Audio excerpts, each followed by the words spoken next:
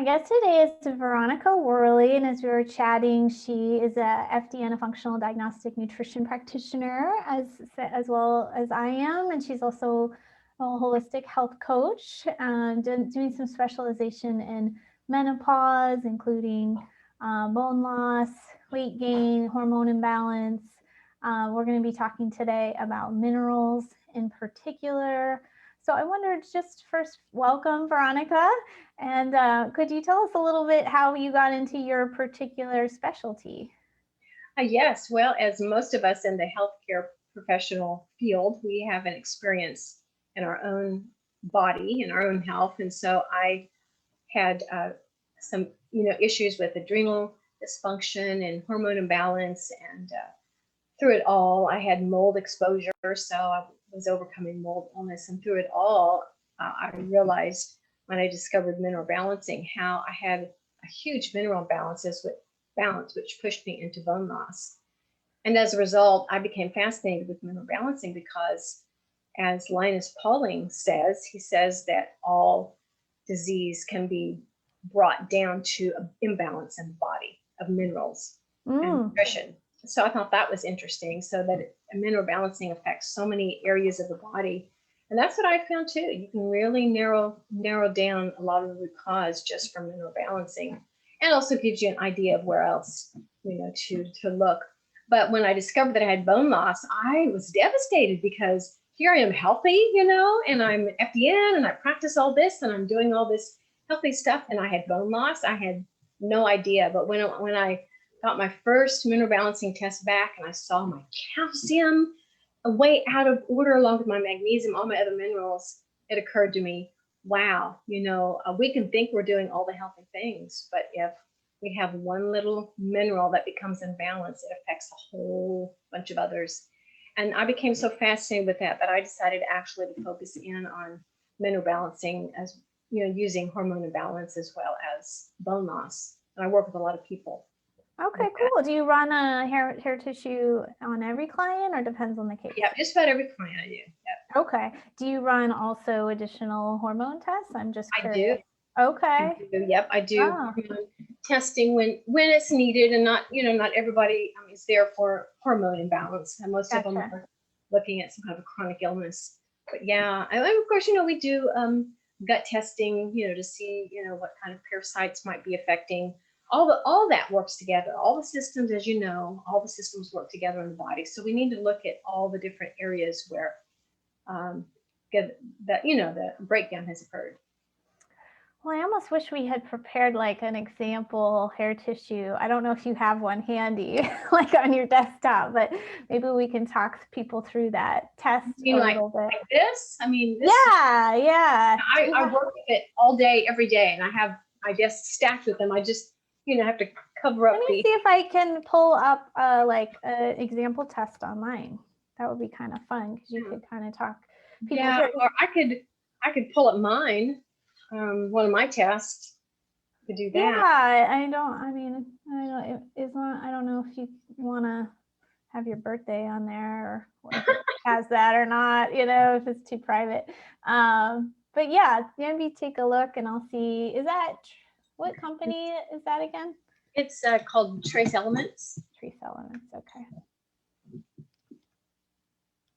I feel like it's nice to have the visual because it's a little hard to explain. I think people think, oh, it's a heavy metal test, but there's more to it. So I think that like you showing it, we could kind of walk through it. It's interesting because most people don't realize that we can check for metals too. That's what's really interesting about this test. So let me see if I can. Let's see, I'm on their site and doing some reference studies, but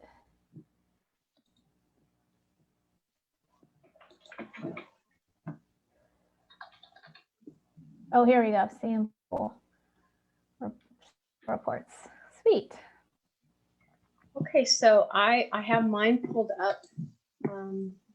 Would you rather show yours, or I can pull a sample? Either one. You can pull up yours. That's fine. Either one. Okay. There's a patient report, a doctor report, and then just a sample graph. Tell me, what are you TEI? Are you Trace Elements, or is it ARL? trace elements.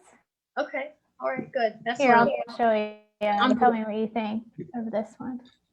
that's the one I'm most familiar with. Is Like this? Yeah. Okay. Yeah, yeah. So do you want to just kind of walk us through it and I can when we're ready? Sure, whenever you're ready. Yeah. So yeah. Look at this one here. Tell us what we're seeing here. Yeah. Move this over. Okay, so this sample, Susie, up here on the right, up here, it talks about the metabolic type. So with this particular hair company, it tells people that either they're a slow oxidizer or a fast oxidizer. And the majority of people, especially women, are slow oxidizers. So this really can affect our metabolic rate and how quickly we digest our food. That's basically what that means. And there's a whole host of symptoms that are associated with a slow oxidizer as opposed to a fast oxidizer. And a fast oxidizer, you might think of the type A personality, right? The person who, go, go, go, go. They got to eat more food. They burn through the food and they got to eat. And that's true. They're burning through the nutrients faster, so they need food that's a little more, and it usually has to do with darker meat, higher protein, higher fat needs as opposed to the slow oxidizer.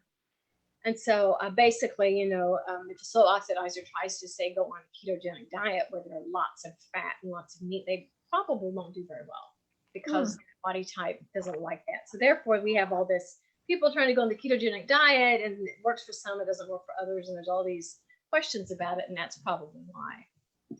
And so this person is a fast 4, which tells me that they are very, very low. I mean, they're at the bottom. And so they have no energy and they need some help quickly to get some energy. And so here we look at on this particular test, we're looking at the 4 major minerals along with secondary and tertiary minerals. And then we're looking at metals, which are over here. And so the first 4 are called the primary minerals: calcium, magnesium, sodium, and potassium.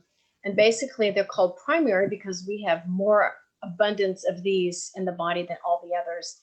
Calcium being the most. We have the most calcium of all minerals. And that's probably why you hear so much about calcium. People need to get their calcium. Children have to get their calcium and all that because it's a very important mineral. And so where this falls on here, because we want all of these ranges to be right here in the middle or thereabouts. As you can see, this person is low on most of them, except for this copper, which I will address in just a minute. But calcium is extremely important. And this is one way that I determine bone loss or how to support the bone health, and with this person, the calcium's 18, we want it to be at 42. So this person is in danger of osteoporosis right here. Interesting. Okay. Because their bone, their calcium is just negative and they need to get calcium. So there could be a lot of reasons, which we probably won't have time to go into today, but a lot of reasons why this person is in the fast 4 and so low. It could be diet. It could be that there's been a mineral balance for a very long time that's pulling these other minerals out of the body. Probably my guess is if they're a fast 4, they probably have a high stress life. They're on the go all the time. Type A personalities, that type, they have to have a lot to get a lot done. Go, go, go, go, get it done. And they've burned themselves out. And they're just at the bottom and they have no energy. And so therefore, I would work with this person to raise starting with these 4 minerals.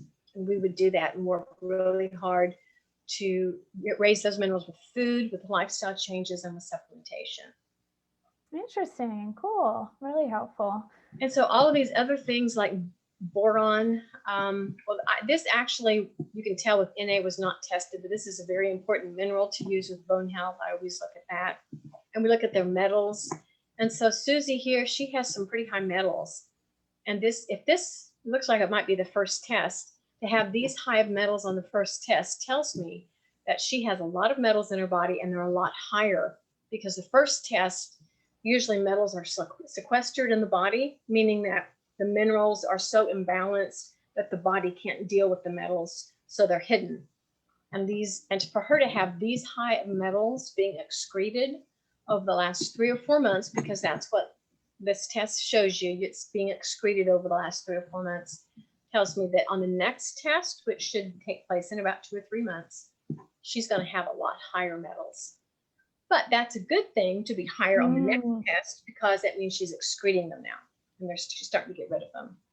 Cadmium is another big question mark, because calcium is displaced by cadmium. Calcium is displaced by lead.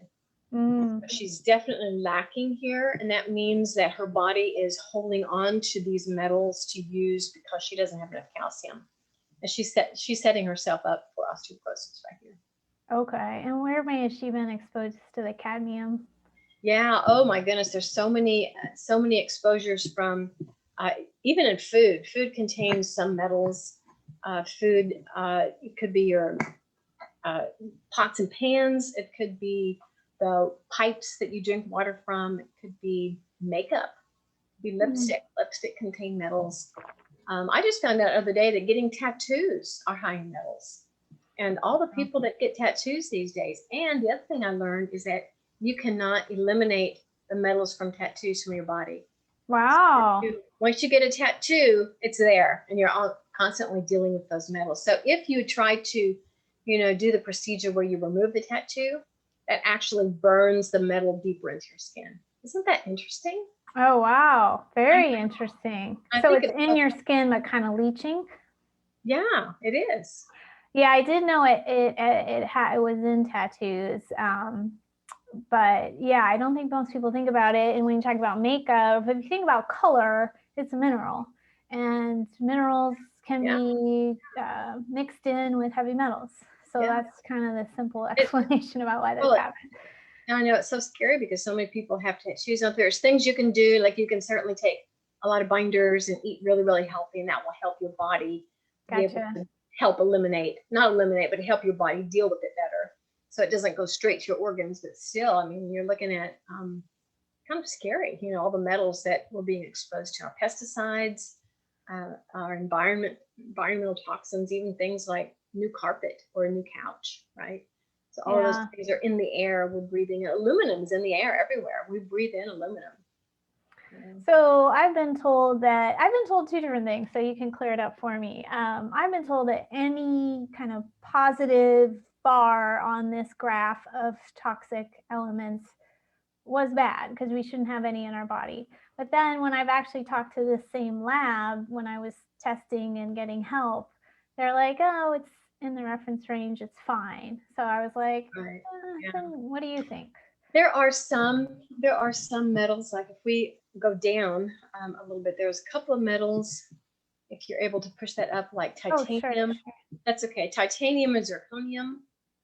So usually these two, and titanium and zirconium, there haven't been really any negative side effects for these metals yet. And so, and uranium is another one. Uranium up here, because uranium is so prevalent in the soil and the drinking water. But there hasn't been really any serious side effects from those. Really? Yeah. Huh.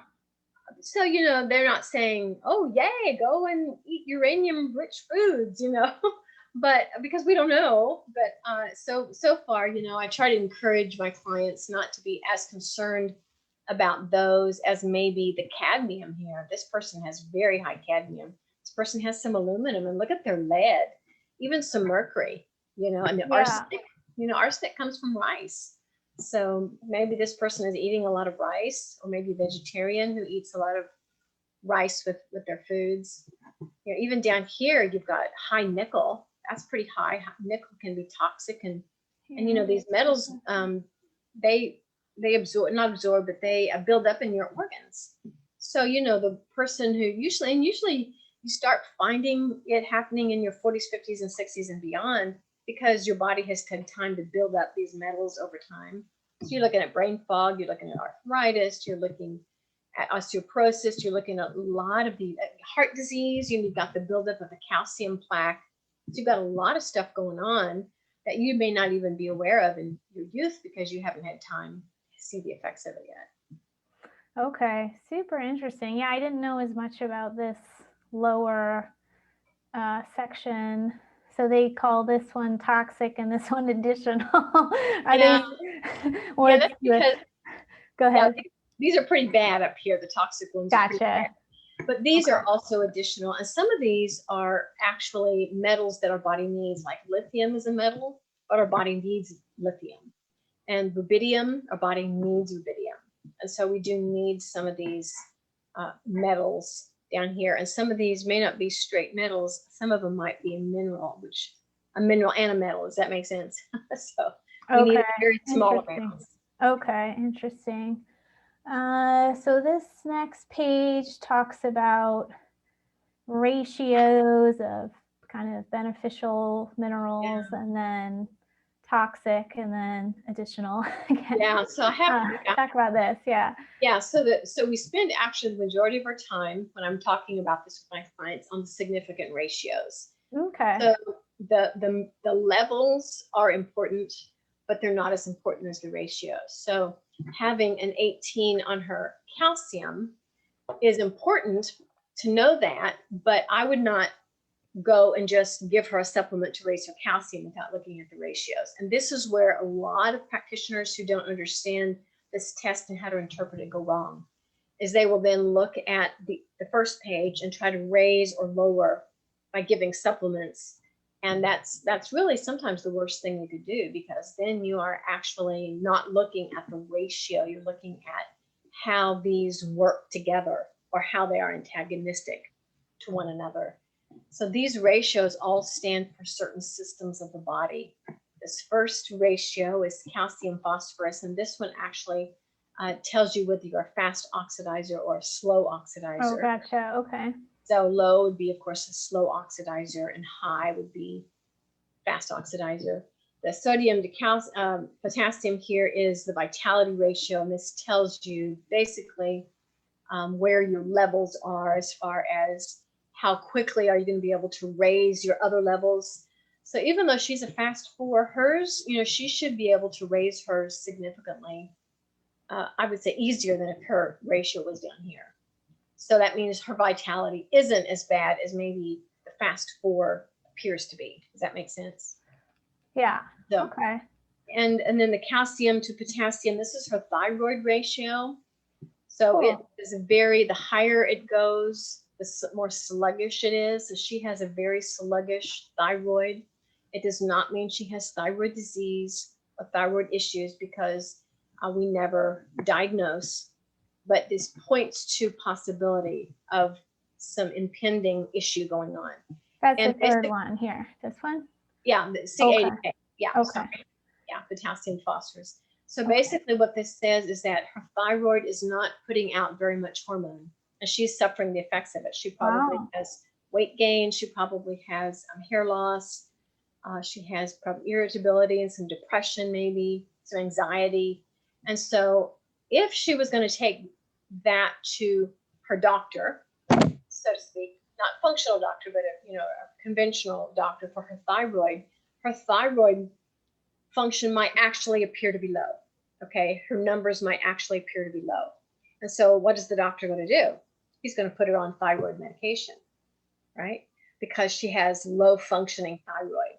So her thyroid's going to be low. She's going to be put on thyroid medication, and she's probably going to feel better for a while. And then in a few months, now this is just all guesstimation, understand, depending on. We don't know her, yeah. Yeah, we don't know her. We don't know her situation. But in a few months, she might start where she's feeling poor again. So she'll go back to the doctor and say, I don't think something's right. I don't feel well anymore. So what does he do? He will up her thyroid medication. Right. And so and I've had clients that this is what has happened with clients. They keep getting more and more and more medication, when really all Susie needs to do is, first of all, look at her mineral levels and get those mineral levels balanced, get that calcium, potassium levels balanced, right? And then she's going to start to notice her symptoms go down. And thyroid a lot of time is misdiagnosed this way, because they're given medication, or they look at the actual blood levels as opposed to the mineral levels. It's very interesting. Very interesting. Yeah. So few people are getting this kind of thing run. Anything else you want to kind of highlight on this page? Yeah, the zinc to copper's hormone levels. So she's got some hormone stuff going on. My guess is she's probably perimenopause. She's probably gotten spotty menstrual cycles. She has zinc, her zinc to copper is pretty low. And so if you notice on the other page, she has extremely high copper. So I'm guessing this could be a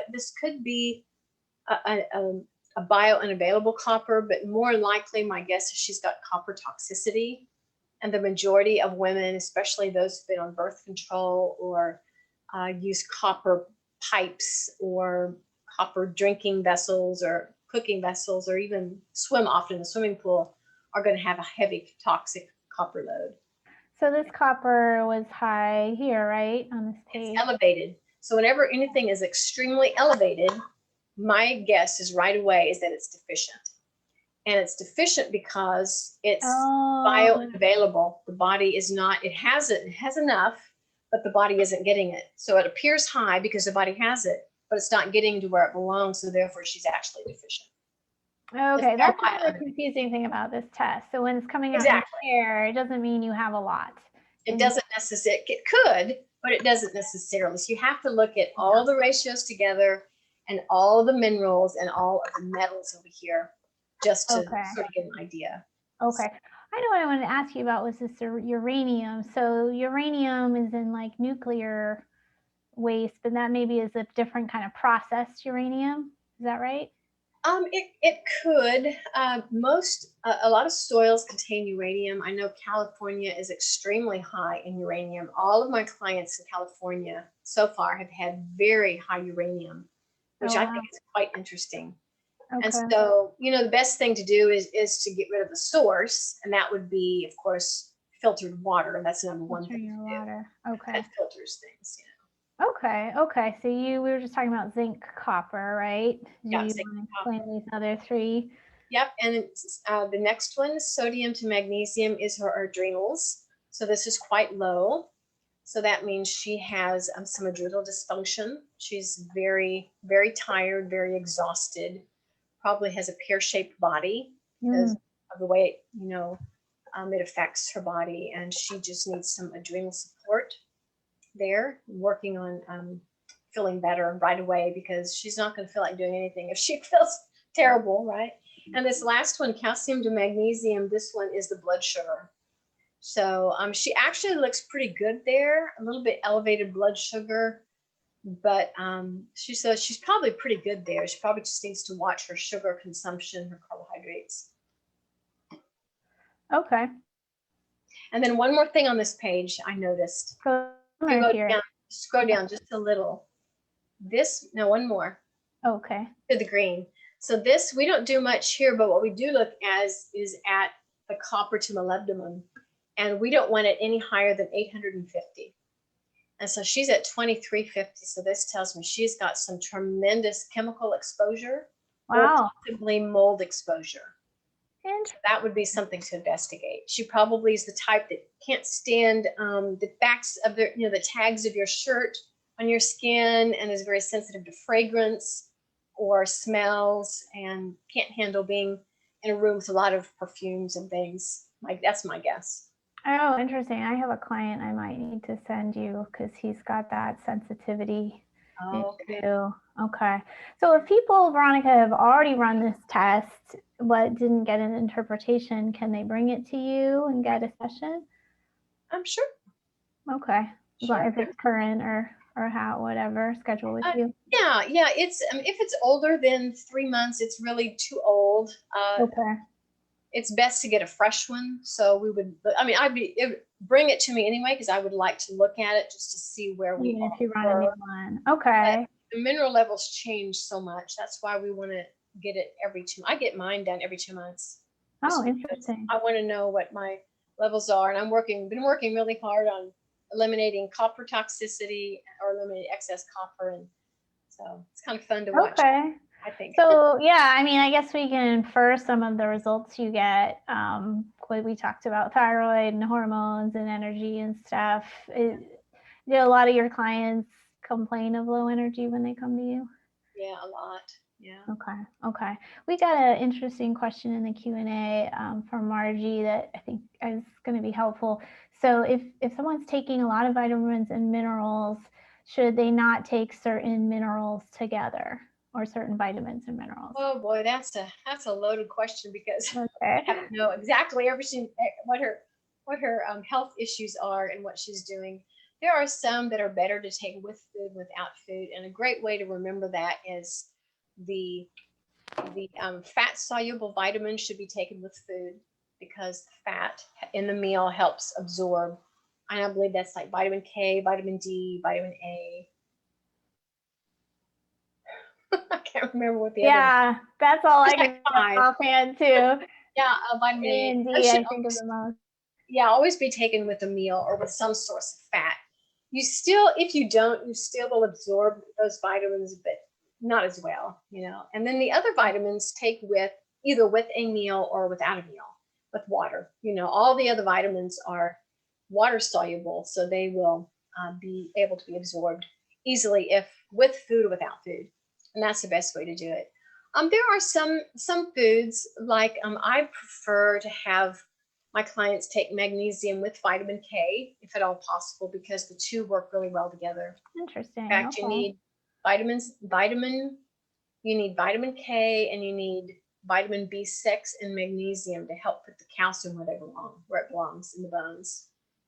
Okay, so some things do go well together. I know that Mira and Jason Carlton, they have, you know, little vitamin packets, and they have a morning and an evening, but they've probably worked out all this stuff like you're describing. So it's not like, oh, just put all these ones here and all these ones here. They probably have some methodology to it. Yeah, I do know chlorella should be taken by itself.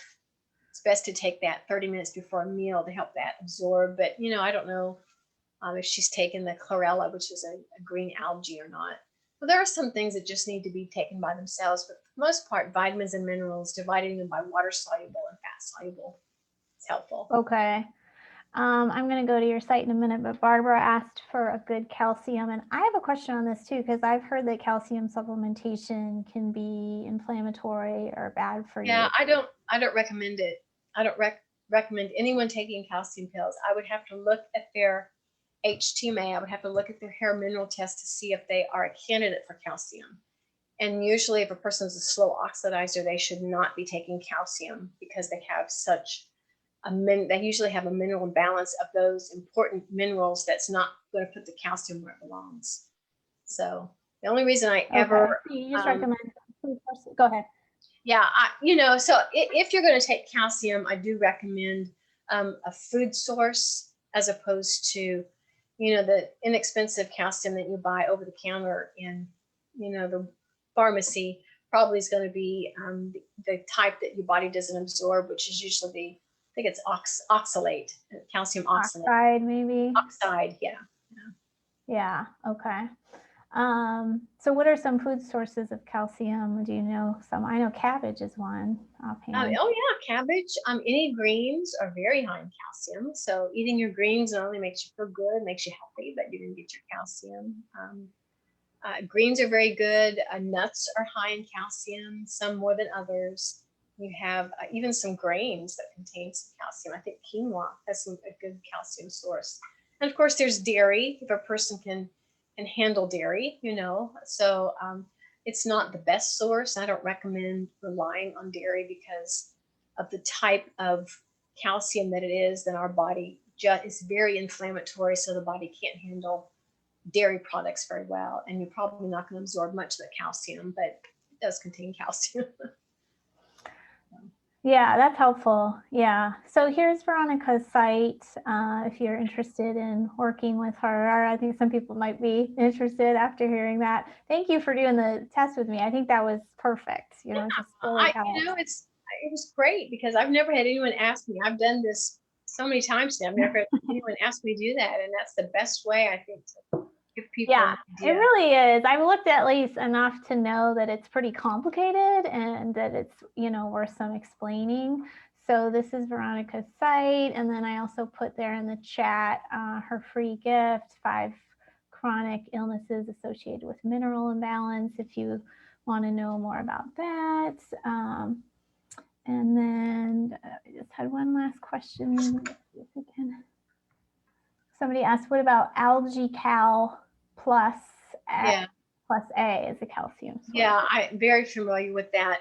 There's mixed reviews on that. Some people say that the strontium that is included in that may not necessarily be the best for bone health. Oh, okay. But I think you can purchase Algaecal without the strontium. But Oh. honestly, I think you can find, I have a lot better sources of calcium. I give my osteoporosis people, that's not as expensive, you know. But I Okay, think cool. in general, the Algaecal is a pretty good supplement as far as if you're looking for helping with bone loss. Okay. Just not Awesome. sure, I guess, of the strontium addition. I'm not sure that is the best thing. Okay. There's one last question, then maybe I'll wrap up. Lynn asks if a person stop taking vitamins and minerals before testing. No, not necessarily. I've done it actually both ways, and I don't think it's made any difference. Really, what the hair test does is it tests how your body is excreting all vitamins and minerals over the last 3 to 4 months. So a blood test, if you were going to go get a blood test, you're looking at the last 24 to 48 hours. So that's why we consider the hair test to be a much more valuable tool. So no, you don't need to. If you feel comfortable, I would say maybe at least 3 days before you take the test, but I don't think it's necessary. Okay. Yeah, the hair it shows for a long time. Sometimes you want to see if things are working. Like if you take the same things all the time and still this is low or that's low. Right. Yeah. And you may not need calcium supplement if you know, you see how it looks in your test. So it could be really I would continue to take it because you want your body to see, like you said, what you're taking is working or not. Yeah. Yeah. DM said the strontium is a separate capsule. Should they skip it? It sounds like you think yes.